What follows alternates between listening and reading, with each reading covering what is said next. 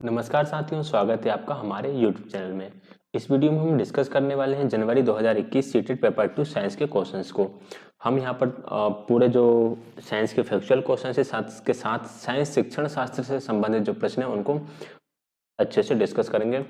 Discussion bilingual रहेगा, हिंदी और English दोनों ही भाषाओं हम डिस्कस करने वाले हैं। और 2021 से पहले तक जितने भी प्रीवियस ईयर पेपर हुए हैं हम वो सारे डिस्कस यहाँ पर कर चुके हैं। ऑनलाइन क्वेश्चन पेपर को छोड़कर जितने भी ऑफलाइन पेपर हुए हैं वो हमने सब डिस्कस कर रखे हैं। सभी की प्लेलिस्ट बनी हुई है, आप प्लेलिस्ट जाकर देख लीजिएगा, आपको सारे क्वेश्चन पेपर्स वहाँ पर देखने के लिए मिल जाएंगे। स्टार्ट करते हैं हम क्वेश्चन नंबर फर्स्ट के साथ। क्वेश्चन नंबर फर्स्ट है, निम्नलिखित में से कौन सही मिलान निरूपण करता है? विच of the following represents correct matching sets. यहाँ पर एक दो कॉलम है, दोनों कॉलमों में जो चीजें दी हुई है उनको मिलाना है। Helps in the movement of body by contractions and relaxation. सिकुड़कर और शिथिल होकर शरीर की गति में सहायता करती हैं। तो सिकुड़कर और शिथिल होकर शरीर की गति में सहायता कौन सी करती हैं? आपकी जो मसल्स होती हैं, पेशी जो होती है, इन्हीं में कॉन्ट्रैक्शन एंड रिलैक्सेशन होता है जिसकी वजह से हम मूव कर पाते हैं। तो ए का होगा आपका सेकंड। ठीक है, ए का सेकंड सिर्फ एक ही ऑप्शन में देखने के लिए मिल रहा है, तो ऑप्शन नंबर सेकंड ही करेक्ट आंसर रहेगा, लेकिन हम सारे ऑप्शन को अच्छे से समझ लेते हैं। कठोर संरचना जो कंकाल बनाती है। Hard structures which forms the skeleton. Skeleton कौन बनाती है? बोन्स बनाती है। तो जो बी है, बी का होगा फोर्थ। सीओडी भी लिख लेते हैं कि सीओडी का क्या होगा फिर। Part of skeleton which can be bent. कंकाल का भाग जिसे झुकाया जा सकता है उसे हम बोलते हैं कार्टिलेज, यानी कि उपास्थि। तो सी का होगा आपका फर्स्ट। लास्ट बचा, joins the chest bones and back bones together from an enclosure. आपकी जो बक्ष की अस्थि और मेरुदंड को जोड़कर बक्से की संरचना बनाते हैं उसे हम कहते हैं रिब केज, यानी कि पसली पंजर। तो डी का हो जाएगा थर्ड। तो इस तरह से ये आपकी मैचिंग हो जाएगी। Right answer option number second रहेगा। आगे बढ़ेंगे, नेक्स्ट है question number 62। Which of the following gland in human beings secrets more than 2 hormones. निम्नलिखित में से मानव की कौन सी ग्रंथि 2 से अधिक हार्मोन स्रावित करती है? तो हमें यहाँ पर पता है कि जो एड्रिनल ग्लैंड है वो एक हार्मोन स्रावित करती है जिसे हम एड्रेनालाइन हार्मोन कहते हैं।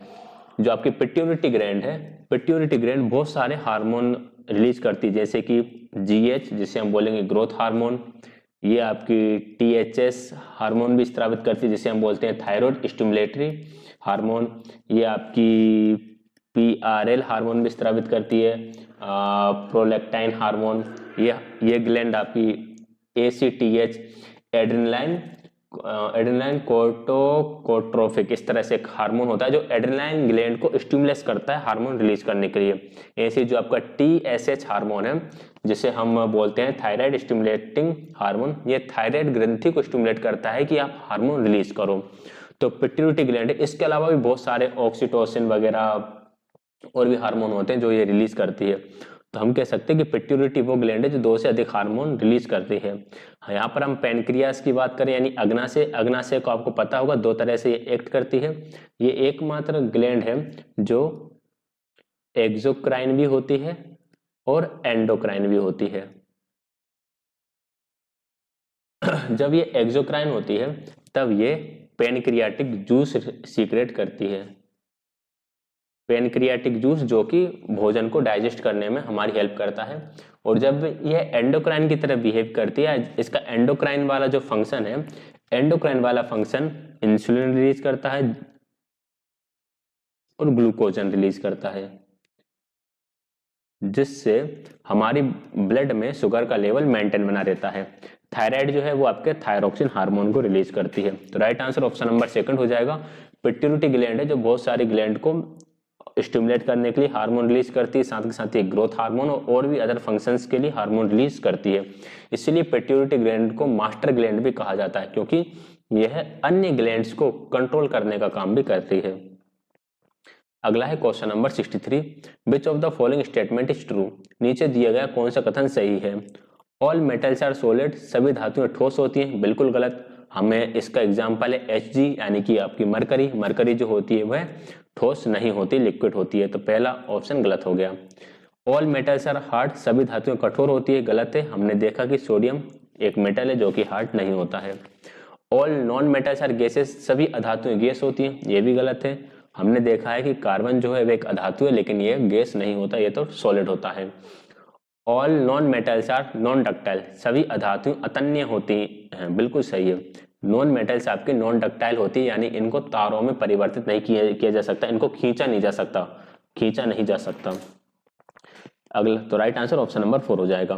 क्वेश्चन नंबर 64 है, बाय कोई मानव निर्मित रेशा है जिसे प्राकृतिक स्रोत से प्राप्त किया जाता है, बाय क्या हो सकता है? Y is a man made fibre obtain from a natural resource, what could be Y? देखिए, है तो मैन मेड यानी बनाते तो इंसान है, लेकिन ये नेचुरली ही मिलता है, तो ये है आपका रेयन। रेयन जो होता है इसको सेल्यूलोज से बनाया जाता है। बाकी हमें पता है नायलॉन और एक्रिलिक जो होते हैं वो मैन मेड होते हैं, और जूट जो होता है वो आपका नेचुरली ऑब्टेन होता है।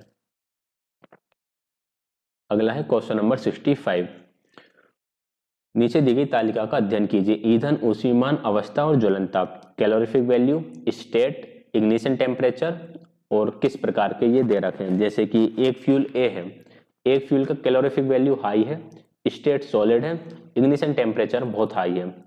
बी एक फ्यूल है जिसका कैलोरीफिक वैल्यू मॉडरेट है, स्टेट गैस है, इग्निशन टेम्परेचर हाई है। इस प्रकार से सी है और डी है। तो which is the best as a domestic fuel, निम्नलिखित में से कौन सा घरेलू ईंधन के रूप में सबसे अधिक उपयुक्त होगा?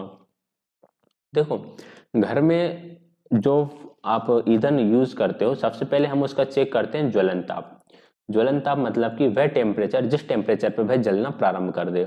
अगर ज्वलन ताप बहुत उच्च होगा तो उसको जलाने के लिए बहुत ज्यादा टेम्परेचर की आवश्यकता होगी, तो इतना टेम्परेचर घर में बना पाना मतलब मुश्किल रहेगा। ठीक है, तो ये आपके दोनों खत्म हो गए। अब है मध्यम या निम्न, यानी कि जो उसका इग्निशन टेम्परेचर है मॉडरेट हो या लो हो। अगर इग्निशन टेम्परेचर लो होगा तो बहुत जल्दी जल जाएगा, और मीडियम होगा तो भाई उसको जलाने के लिए थोड़ा सा आपको एफर्ट डालना पड़ेगा। तो इग्निशन टेम्परेचर मीडियम होना चाहिए, स्टेट उसकी गैस होना चाहिए ताकि उसका रखरखाव आसान हो, और उसका ऊष्मीयमान मध्यम हो। ज्यादा हो तब भी चल जाएगा, लेकिन मॉडरेट हम लेके चलेंगे। अगर कैलोरीफिक वैल्यू हाई रहेगी तो उसकी स्टेट इग्निशन टेम्परेचर भी थोड़ा बहुत चेंज होगा। तो right answer option number C रहेगा। कैलोरीफिक वैल्यू मॉडरेट हो, स्टेट गैस हो, और इग्निशन टेम्परेचर भी उसका मॉडरेट हो। तो right answer option number C रहेगा। कैलोरीफिक वैल्यू क्या होती है? कैलोरीफिक वैल्यू ये है कि यदि आप ईंधन की एक मात्रा को जलाओगे, जैसे कि मान लो आपने 1 kg ईंधन को बर्न करा, 1 kg ईंधन को बर्न करने पर आपको कितनी ज्यादा ऊष्मा या एनर्जी मिल रही है, कितनी ज्यादा हीट मिलती है, उसे हम ऊष्मीयमान या कैलोरीफिक वैल्यू कहते हैं। तो राइट आंसर इसका ऑप्शन नंबर सी हो गया। आगे बढ़ते हैं क्वेश्चन नंबर 66 की तरफ। Species restricted to a particular area are referred to as, किसी विशिष्ट क्षेत्र में विशिष्ट रूप से पाई जाने वाली स्पेसीज को कहा जाता है, तो इसे हम विशेष क्षेत्रीय स्पेसीज, एंडेमिक स्पेसीज कहते हैं। क्वेश्चन नंबर 67 है, metal X displace metal Y from its salt solution but is not able to displace metal Z from its salt solution, identify the most reactive metal. धातु X धातु Y को उसके लवण विलयन से विस्थापित कर देती है, परंतु धातु जेड को लवण विलयन से विस्थापित करने योग्य नहीं है। इनमें से ज्यादा अभिक्रियाशील धातु कौन सी है? देखो, जो ज्यादा रिएक्टिव होगी वह टस से मस नहीं होगी, मतलब जो जितना ज्यादा रिएक्टिव है उतना ज्यादा बलवान। अब x क्या कर रहा है? x बाय को डिस्प्लेस कर रहा है, यानी कि x के अंदर ताकत क्या है? ज्यादा ताकत है। किससे ज्यादा ताकत है? बाय से, यानी बाय में कम ताकत है, जेड में x में ज्यादा ताकत है।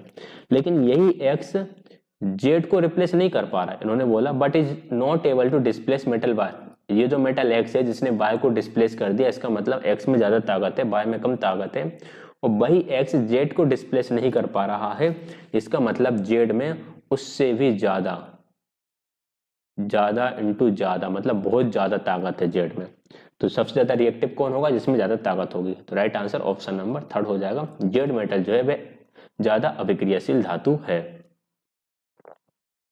अगला है क्वेश्चन नंबर 68, किसी बिंब से प्रकाश किरणें किसी पृष्ठ पर गिरती हैं तथा पूर्णतः विस्तृत ढंग से परावर्तित हो जाती हैं, इस बिंब की प्रकृति के बारे में आप क्या कह सकते हैं? Light rays from an object fall on a surface and gate reflected in a completely diffused manner, what can you say about the nature of the image? अगर कंप्लीटली डिफ्यूज्ड मैनर यानी कि पूर्णतः विस्तृत ढंग से परिवर्तित हो जाती है, मतलब एक यहाँ जा रही है रे, एक रे इधर जा रही है, एक कहीं और जा रही है, एक कहीं इधर जा रही है, तो अगर रे इस तरह से हर कहीं आड़ी टेढ़ी जाएंगी तो किसी भी प्रकार का इमेज नहीं बनेगा, तो इससे कोई भी प्रतिबिंब नहीं बनेगा। अगला है क्वेश्चन नंबर 69। क्वेश्चन नंबर 69 है, अपने कमरे में फर्श पर रखे किसी विशाल बॉक्स को सरकाने के लिए रेशमा को निम्नलिखित बलों में से किससे अधिक बल लगाना चाहिए? In order to slide a huge box lying on the ground in her room, Reshma should apply a force which is greater than which of the following force? ये एक बॉक्स रखा है, इस बॉक्स को धक्का लगा रही है रेशमा, ठीक है, रेशमा इस बॉक्स को धक्का लगा रही है, तो धक्का लगाने के लिए वो जो फोर्स लगाएगी वो फोर्स किस फोर्स से ज्यादा होना चाहिए? स्टैटिक फ्रिक्शन यानी स्थैतिक घर्षण फोर्स से, गुरुत्वाकर्षण बल से, अविलंब बल से या पेशीय बल से? देखो जो फोर्स रेशमा लगाएगी वो तो मस्कुलर फोर्स रहेगा क्योंकि वो अपनी मांसपेशियों से लगा रही होगी। अब मांसपेशियों से वो जो फोर्स लगा रही है वो फोर्स इसके जो घर्षण बल है, क्योंकि ये रखा हुआ है इसमें फ्रिक्शन लग रहा है, फ्रिक्शन की वजह से ये मूव नहीं कर रहा, तो इसका जो मस्कुलर फोर्स रहेगा वो स्टैटिक फ्रिक्शन से ज्यादा होना चाहिए, स्थैतिक घर्षण बल से अधिक होना चाहिए, तभी ये बॉक्स आगे मूव करेगा। Right answer option number A हो जाएगा। अगला है question number 70। Identify the correct statement from among the following. निम्नलिखित में से सही कथन की पहचान कीजिए।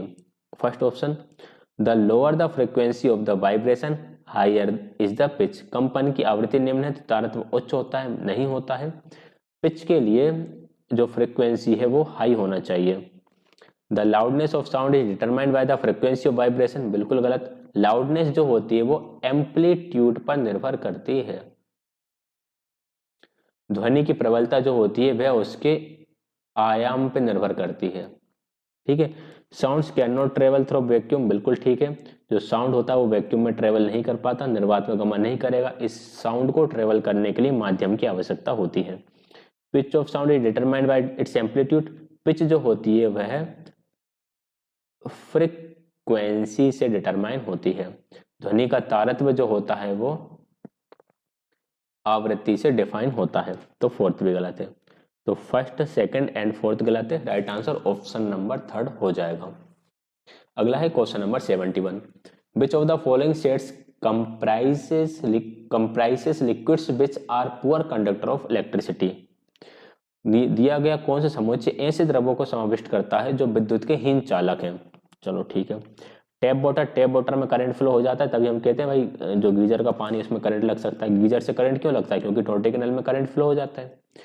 सॉल्ट सॉल्यूशन में करंट फ्लो हो जाएगा, नींबू के रस में भी हो जाएगा, सिरका में भी हो जाएगा। शैम्पू, वेजिटेबल और डिस्टिल्ड वाटर में नहीं होगा current flow. Sugar solution vinegar में हो जाएगा, लेमन जूस में हो जाएगा।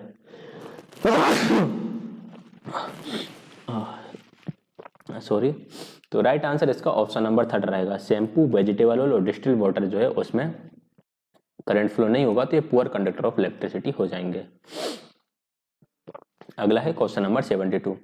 विच of the following sets comprise chemical change. दिया गया कौन से समुच्चय रासायनिक परिवर्तनों को समाविष्ट करता है।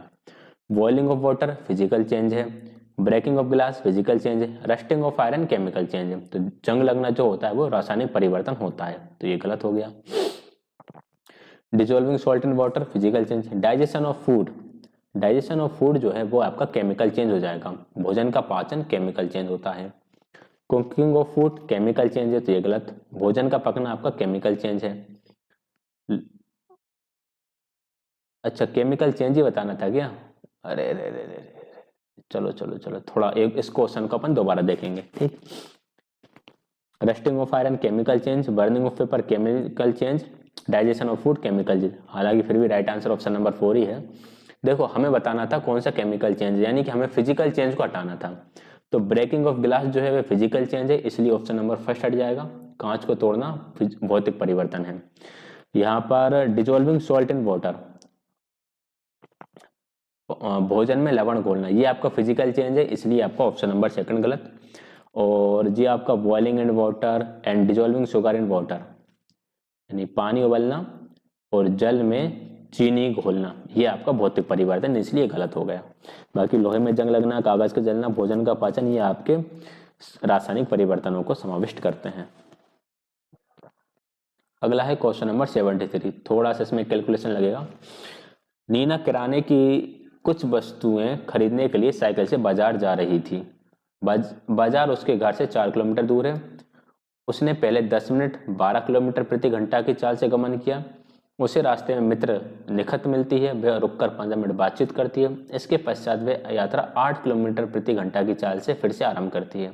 उसकी यात्रा की औसत चाल क्या है?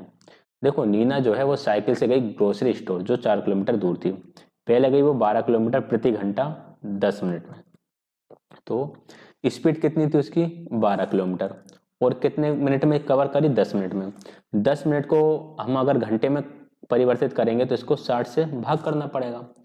और ये क्या थी? हमारी स्पीड थी, ये हमारा टाइम था। स्पीड इंटू टाइम का मल्टीप्लाई करोगे तो हमें डिस्टेंस पता चल जाएगी कि भाई उसने 10 मिनट में 12 किलोमीटर प्रति घंटा की स्पीड से कितनी डिस्टेंस कवर करी। तो हम इसको काट देंगे, 10 × 60 और 6 दूनी 12।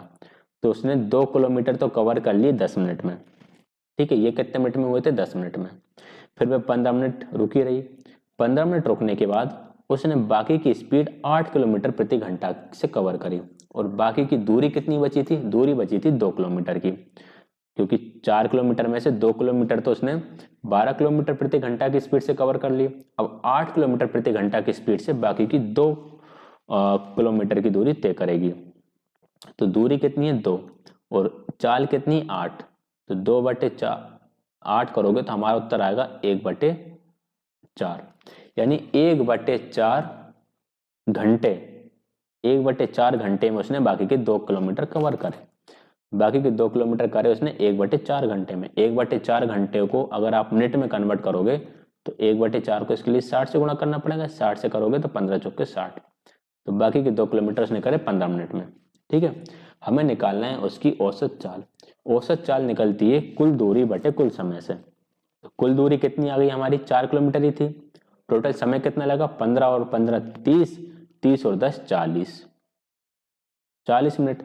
40 मिनट को अगर हम घंटे में कन्वर्ट करेंगे तो 40/60 करना पड़ेगा हमको।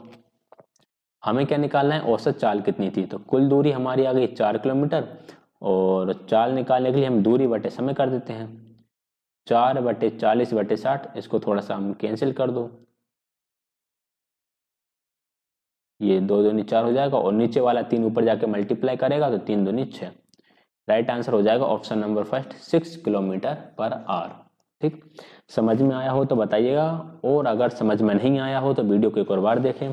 फिर भी समझ में नहीं आया तो कमेंट कर देना। इस क्वेश्चन को हम अगली वीडियो में और विस्तार पूर्वक डिस्कस कर लेंगे।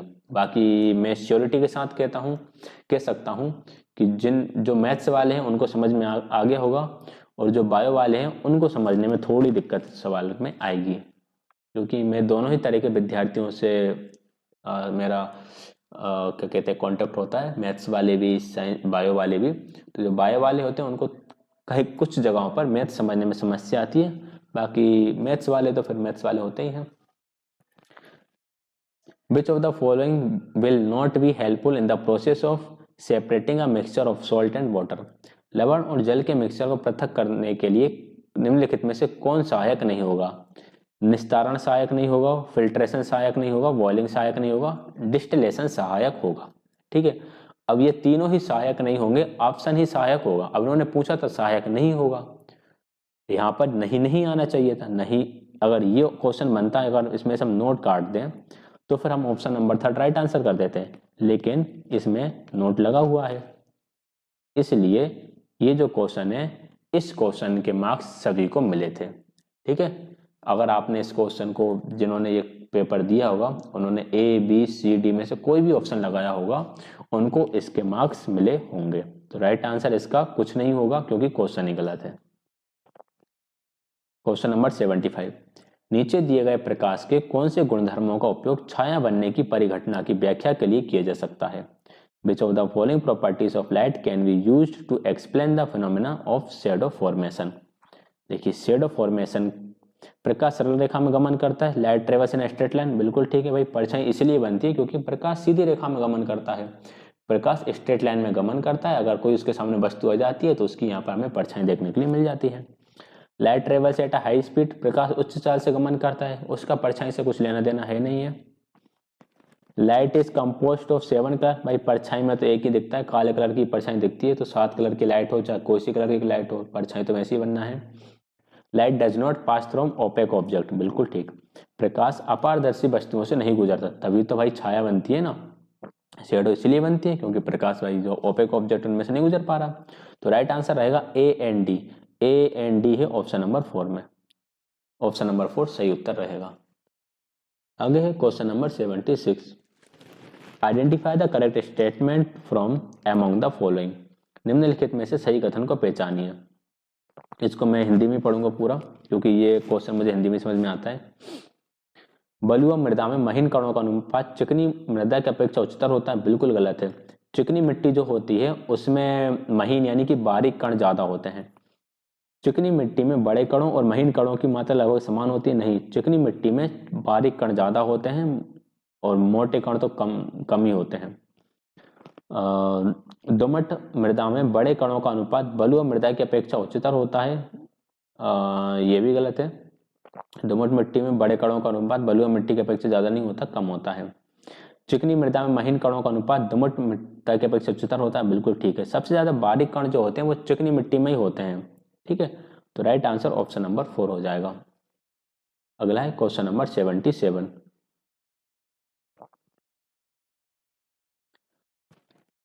विटामिन एक्स की हीनता कमी के कारण मसूड़ों से रुधिर बहने लगता है। Deficiency of vitamin x cos bleeding of gums. देखो मसूड़ों से खून बह रहा है तो विटामिन सी की कमी है, विटामिन सी ऑप्शन नंबर 2 में, ऑप्शन नंबर 2 ही सही आंसर हो जाएगा। This vitamin is essential for observation of mineral Y X is found in food Z.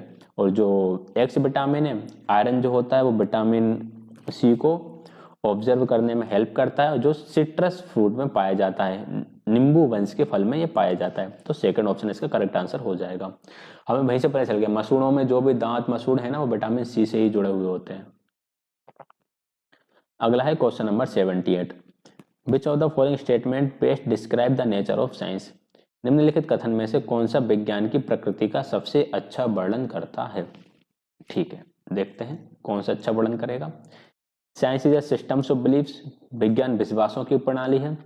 Science is social in nature, विज्ञान प्रकृति में सामाजिक है।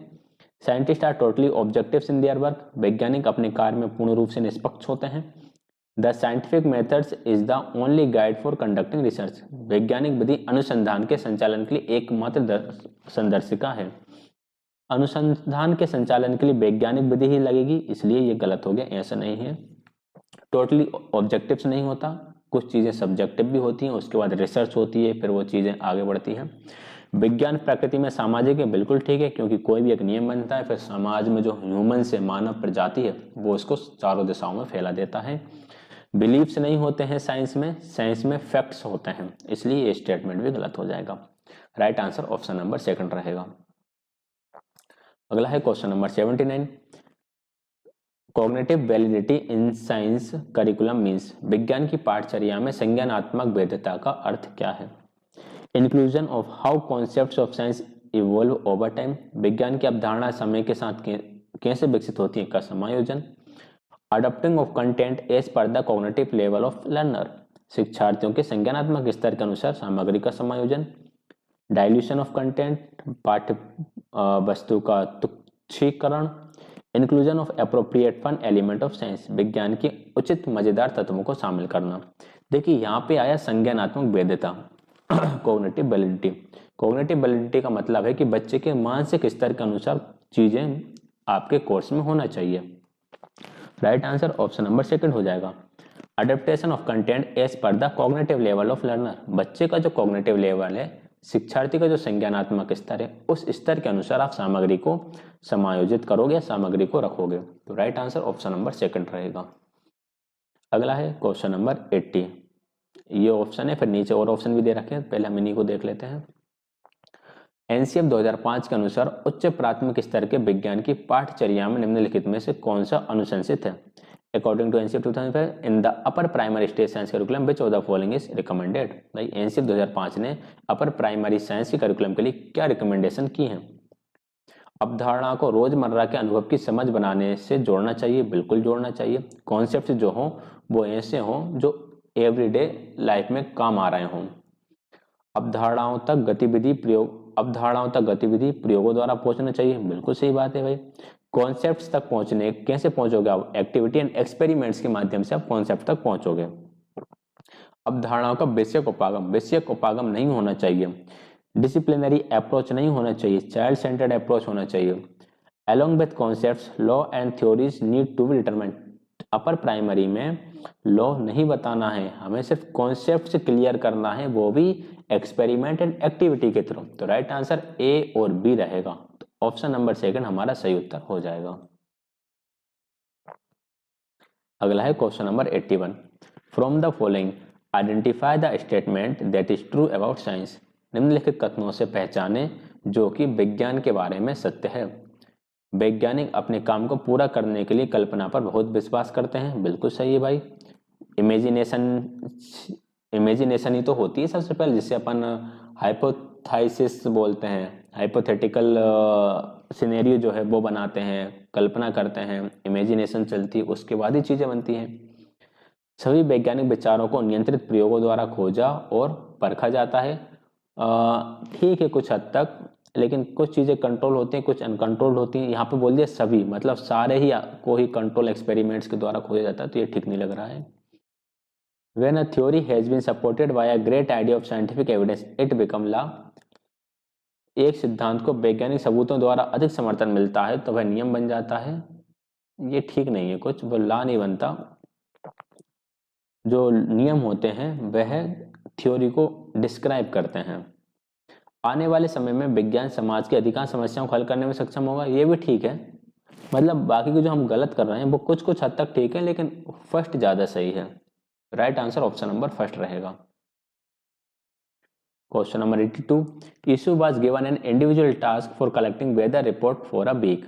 Identify where Ishu went wrong from the assessment indicators given below. Ishu को एक सप्ताह के लिए मौसम की रिपोर्ट एकत्रित करने के लिए व्यक्तिगत कार्य दिया।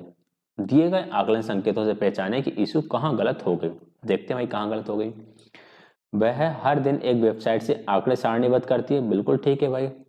उसने एक वेबसाइट ली और उससे टेबल बना रही है, आंकड़ों की इकट्ठा कर रही है। इस परिणाम पर पहुंचती है कि आने वाले सप्ताह में बारिश हो सकती है या नहीं, ये भी ठीक है भाई। उसने आंकड़ों से उसे यह अंदाजा लग गया कि जो रेन है वह होगी कि नहीं होगी। वह निष्कर्ष निकालती है कि आर्द्रता में कमी से वर्षा की संभावना बढ़ जाती है। She concludes that decreased humidity increase the likelihood of rainfall। ये गलत है। ह्यूमिडिटी बढ़ती है तो बारिश होती है, आर्द्रता बढ़ने से वर्षा की संभावना बढ़ती है, जबकि ये कह रही है कि आर्द्रता में कमी से वर्षा की संभावना बढ़ जाती है, बिल्कुल गलत है। She understand the range of maximum and minimum temperature varies every day। ये भी ठीक है। वह समझती है कि अधिकतम और न्यूनतम तापमान की सीमा प्रतिदिन भिन्न है, ये भी ठीक है। तो ऑप्शन नंबर थर्ड है वही गलत है। Right answer option number third हो जाएगा। Question number 83। Which of the following is a useful strategy to understand conceptual gaps in learners. निम्नलिखित में से क्या शिक्षार्थियों में संकल्पनात्मक कमी को समझने के लिए एक उपयोगी रणनीति है? Organizing quiz session, observation practical skill, using conduct concept maps, giving homework regularly. देखिए कॉन्सेप्चुअल गैप्स को समझने के लिए सबसे सही जो रहेगा वो रहेगा अवधारणा मानचित्र का प्रयोग, ऑप्शन नंबर थर्ड। इससे चीजें क्लियर होंगी कि बच्चे के अंदर कॉन्सेप्ट सही तरीके से डेवलप हुए हैं या नहीं हुए हैं। ठीक। अगला है question number 84। To encourage more girls to take up science you में adopt all of the following strategies except. विज्ञान को पढ़ाने के लिए अधिक लड़कियों को प्रोत्साहित करने के लिए आप निम्न सभी प्रकारों को अपना सकते हैं सिवा एक को छोड़कर। चलिए देखते हैं क्या करेंगे भाई। लड़कियों को बढ़ावा देना है, प्रोत्साहित करना है। लैंगिक रूप से संवेदनशील भाषा का उपयोग करें, अपने शिक्षार्थियों को ऐसा करने के लिए प्रोत्साहित करें, बिल्कुल ठीक है। जेंडर सेंसिटिव लैंग्वेज का हम प्रयोग करेंगे। ध्यान रखें कि विज्ञान की कक्षा में लड़कियां हमेशा हावी रहें, भाई किसी एक को हावी थोड़ी बनाना है। कक्षा में महिला वैज्ञानिकों को आमंत्रित करें, या हम कह सकते हैं वुमेन साइंटिस्ट को बोल सकते हैं कि क्लास में आइए, या हम उनसे अपॉइंटमेंट ले सकते हैं कि आप आइए, कुछ एक सेशन करवा सकते हैं उनका। विज्ञान के बारे में मिथकों और रूढ़ियों की जांच में शिक्षार्थियों को जोड़ें, बिल्कुल ठीक है भाई। साइंस को लेकर क्या मिथ्स हैं, क्या स्टीरियोटाइप्स हैं, इसके लेकर हम बच्चों को इंगेज इसमें कर सकते हैं। तो दूसरा ही गलत है, right answer option number second हो जाएगा। अगला है क्वेश्चन नंबर 85। विज्ञान शिक्षक को और अधिक अपसारी प्रश्न पूछने चाहिए क्योंकि science teachers need to ask more divergent questions because, क्यों डाइवर्जेंट क्वेश्चन पूछना चाहिए? ये गहन सोच को प्रोत्साहित और विकसित करता है, बिल्कुल सही है। ये इससे जो क्रिटिकल थिंकिंग है वह स्टिमुलेट होती है। ये शिक्षार्थियों को उत्तर सही करने की दिशा में प्रदान करता है, उत्तर सही करना इसका काम नहीं होता। ये सोचने की युक्तियों को विकसित करता है, ये ठीक है। It helps develop thinking strategies. ये शिक्षार्थियों में सृजनात्मक व्यवहार के आकलन में सहायता करता है भाई। डाइवर्जेंट थिंकिंग की विशेषता ही होती है क्रिएटिविटी की विशेषता ही होती है डाइवर्जेंट थिंकिंग। तो डी भी सही है, ए सी और डी सही है। A C D option number second में है, ऑप्शन नंबर सेकंड सही उत्तर हो जाएगा। अगला है question number 86। Using demonstration in classroom predominantly involves learners in. कक्षा में प्रदर्शनों का उपयोग मुख्य रूप से शिक्षार्थियों को शामिल करता है। जो डिमोन्स्ट्रेशंस होते हैं, डिमोन्स्ट्रेशन में एक तो बच्चा चीजों को देखता है और जो भी वहां पे सामने वाला बोलेगा उसको सुन रहा होता है। तो यहाँ पे विजुअल एंड ऑडिटरी दो तरह की सेंसेशंस काम करती हैं। ऑप्शन नंबर फर्स्ट इसका राइट आंसर हो जाएगा। इसमें बच्चा गतिविधि नहीं करता, काइनेस्थेटिक लर्निंग नहीं चलती, और डिमोन्स्ट्रेशन मेथड जो है वह ध्यान रखिएगा टीचर सेंटर्ड लर्निंग मेथड है। अगला है question number 87। Give the sequence of planning for the science classroom using inquiry approach in teaching concept of density. घनत्व की अवधारणा के शिक्षण के लिए जांच उपागम का उपयोग करके अपनी विज्ञान कक्षा के लिए नियोजन का क्रम दें। शिक्षार्थियों को तैरने और डूबने वाली वस्तुओं के बीच संबंध निर्धारित करने का अवसर दें। शिक्षार्थियों को विभिन्न वस्तुओं के साथ टब में पानी के साथ खेलने का अवसर दें। शिक्षार्थियों की छोटी नाव डिजाइन करने के लिए लिखाएं जो 1 किलोग्राम वजन ले जा सकती है। देखो, सबसे पहले आप बच्चों से कहोगे कि जो भी डिफरेंट ऑब्जेक्ट है उनके साथ टब में खेलो, तो बच्चों को पता चल जाएगा कौन सी चीज भारी है, कौन सी चीज हल्की है। तो पहले तो आएगा बी। इसके बाद हम जो कॉन्सेप्ट्स हैं, जो रिलेशंस हैं, उनको बनाने का मौका देंगे कि भाई तैरने वाली और डूबने वाली वस्तुओं के बीच में रिलेशन बनाओ कि चीजें कब तैरती हैं और कब डूबती हैं। उसके बाद हम उनसे कहेंगे कि अब एक ऐसी छोटी नाव डिजाइन करो जो 1 किलोग्राम का वजन ले जा सकती है। ठीक है, तो पहले आएगा बी, फिर आएगा ए और उसके बाद आएगा सी। तो राइट आंसर होगा हमारा option number 4, B A C. Question number 88। Y is a plant which does not have chlorophyll, what could Y be. Y कोई ऐसा पौधा है जिसमें क्लोरोफिल नहीं होता, वाई क्या हो सकता है? वाई कसकुटा यानी अमरवेल हो सकता है, सेवाल में होता है, घटपर्णी में भी होता है, मेपल में भी होता है। ठीक है, हरित लवक नहीं होता, दूसरे पौधे से ये अपना वो लेता है, क्या बोलते हैं, न्यूट्रिशन। अगला है क्वेश्चन नंबर 89। नीचे दिया गया कौन सा कथन सही है? विच of the following statement is correct? Large intestine is wider and shorter than small intestine, बिल्कुल ठीक है भाई। जो बृहदांत्र होती है वो छिद्रांत की अपेक्षा चौड़ी और छोटी होती है। Absorption of digestive food takes place in large intestine, बिल्कुल गलत है। जो पाचित भोजन है वह छोटी आंत यानी क्षुद्रांत में जाता है, वहां ऑब्जर्व होता है, उसका अवशोषण छोटी आंत में होता है। Assimilation of food take place in large intestine, गलत है, छोटी आंत में होता है। Finger like projection called villi, finger like projection जो होती है वह भी क्षुद्रांत यानी छोटी आंत यानी स्मॉल इंटेस्टाइन में होती है। तो ऑप्शन नंबर फर्स्ट सही है, बाकी गलत है। अगला है question number 90। Which of the following statement is not true regarding life cycle of silkworm and production of silk fibers? रेशम कीट के जीवन चक्र और रेशम फाइबर के उत्पादन के संबंध में कौन सा कथन सही नहीं है? The larva of silk moth are called as caterpillars, बिल्कुल सही है। रेशम कीट के लार्वा को कैटरपिलर बिल्कुल कहते हैं। The pupa develop into caterpillar, गलत है। प्यूपा जो होता है वो कैटरपिलर नहीं बनता, प्यूपा आगे चलकर बटरफ्लाई बनता है। Silk fibres are protein secreted by caterpillars, ये ठीक है। रेशम फाइबर कैटरपिलर द्वारा प्रस्तावित प्रोटीन है। Silk yarn is obtain from the cocoon of the silk moth, बिल्कुल ठीक। रेशम कीट के कोकून से रेशम का धागा प्राप्त किया जाता है, ये भी सही है। बस सेकंड गलत था, क्योंकि प्यूपा जो होता है वह आगे चल के बटरफ्लाई बनता है, कैटरपिलर जो होता है वो प्यूपा बनता है। तो ऑप्शन नंबर सेकंड गलत है, बाकी सही है। तो ये थे हमारे 90 क्वेश्चन जो हमने डिस्कस करे, मतलब 30 क्वेश्चन डिस्कस करे हैं 19 में से, 61 से 90 तक ये आते हैं, इसलिए ऐसा हुआ। बाकी किसी क्वेश्चन में डाउट रहे तो भी आप कमेंट में बिल्कुल पूछ सकते हैं। वीडियो कैसी लगी कमेंट करके जरूर बताइए। वीडियो देखने के लिए आप सभी का बहुत बहुत धन्यवाद।